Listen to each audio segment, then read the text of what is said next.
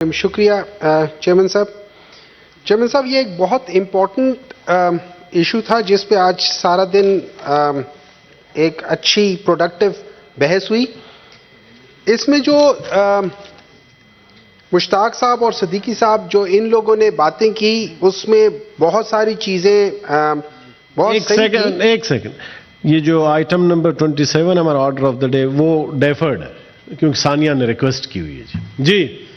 Sir उसमें हमारे honourable जो मिनिस्टर साहब हैं उन्होंने एक बात तो वजाहत कर दी और आई एग्री कि भाई इलीगल और लीगल लोगों के दरमियान में फ़र्क होना चाहिए। और मैं इस पे भी समझता हूं कि जो इलीगल हैं सबसे पहले तो ये पता करना चाहिए कि ये इलीगल हुए कैसे थे। तो जो रूट कॉज है उसको हम लोग कभी एड्रेस करते नहीं है और जो हम सिम्टम्स हैं सिर्फ उनको एड्रेस करते हैं। तो जो जिनकी वजह से ये आए थे, और मुझे तो बड़ी हैरत हुई कि कोई कह रहा था कि 1-1 लाख रुपए देकर आ रहे थे, कोई कह रहा था कि पता नहीं अभी कह रहे थे कि 5,000 रुपए दो तो वो उसके इधर से उधर कर लेते हैं। तो आई डोंट नो हम किधर हैं, लेकिन ओवरऑल मुझे ये चीज जब हम करते हैं तो इसको जब हम ट्रैक करते हैं तो जी ये 1980s और 90s की दो जो जोड़ी फ्लॉड पॉलिसीज थी उसके बाद हुआ है।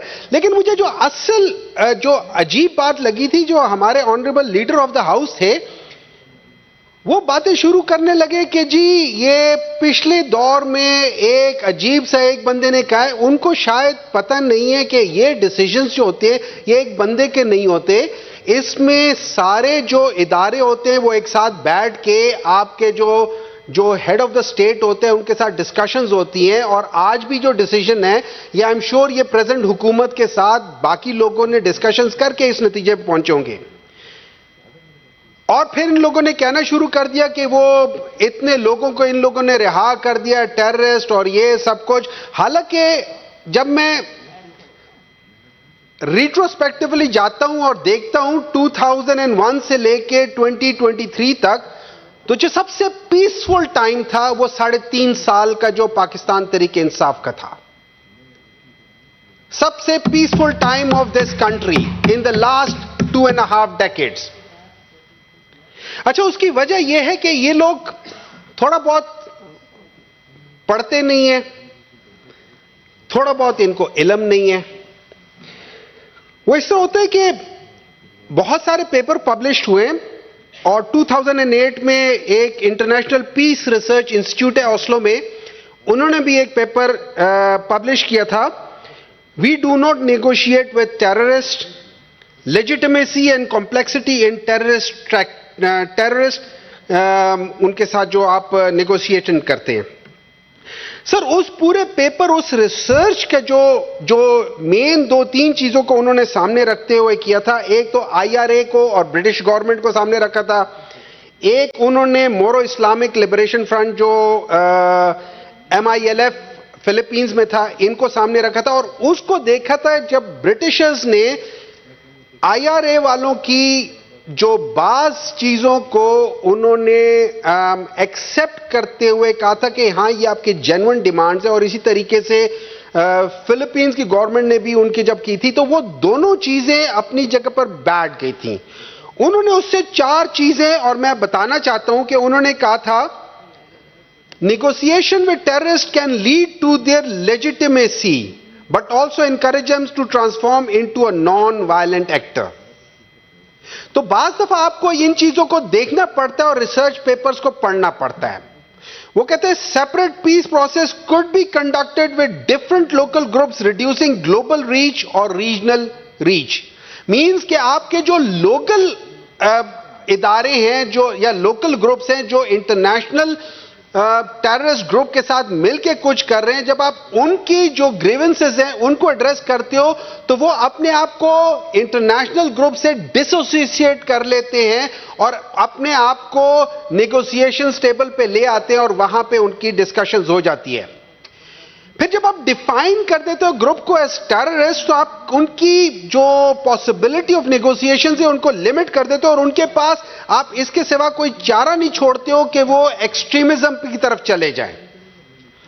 और कहते हैं engaging through negotiations can potentially reverse isolating and radicalising this could strengthen the norms of non-violent policies.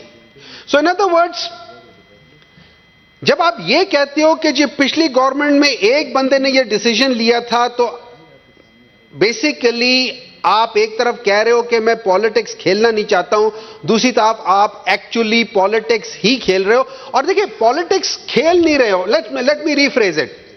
Politics तो बहुत अच्छी चीज है, वो डर्टी पॉलिटिक्स खेल रहे हैं.